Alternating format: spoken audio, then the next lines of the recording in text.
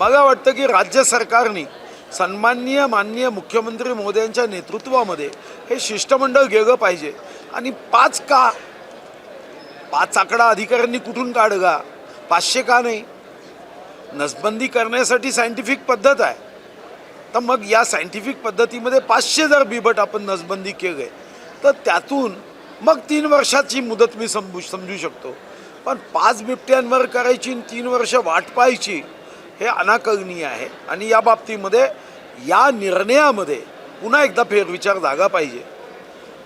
एक मुद्दा आवश्यक आहे की ज्या मुद्द्यांमध्ये जी बिबट सफारी आपण करतोय ती मगा सन्माननीय आमदार साहेबांनी एक मागणी केली आणि ते म्हणाले की 1000 नर आणि 1000 माद्या असे 2 सफारी करा। तर त्याचाही विचार 1000 एकदम जास्त झाल्या, पण 500-500ची तरी केली पाहिजे, तर त्याचा उपयोग निश्चितपणे होईल। नाही असा आहे, वाद हा तर जेव्हा काँग्रेसची निरंकुश सत्ता होती तेव्हाही वाद असायचे।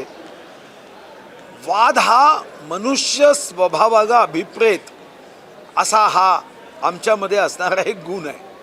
गुण म्हणा किंवा त्याला दुसरा शब्दही वापरता येईल।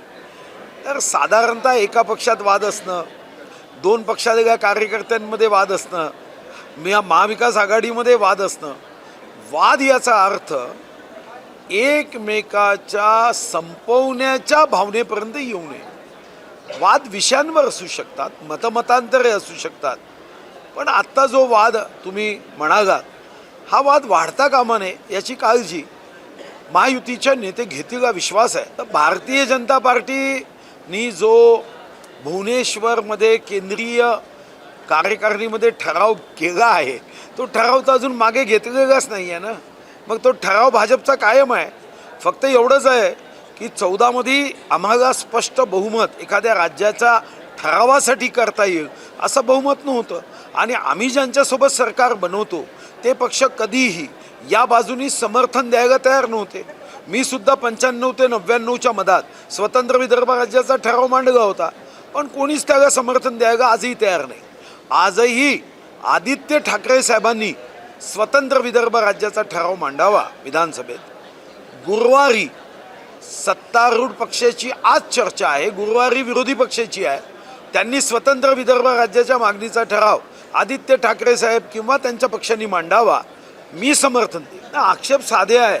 आक्षेप मागं फक्त एवढं लक्षात येतं की अधिकाऱ्यांनी बिल बनवायचं आणि ती बिल आम्ही प्रस्तुत करण्याच्या ऐवजी त्या बिलाचा सांगोपांग विचार केला पाहिजे। या अगोदर असंच कधीतरी झालं असावं की बिल घाईघाईने मंजूर केलं आणि त्याचा परिणाम आता निवडणूक आयोगाने 17/2चा घेतला।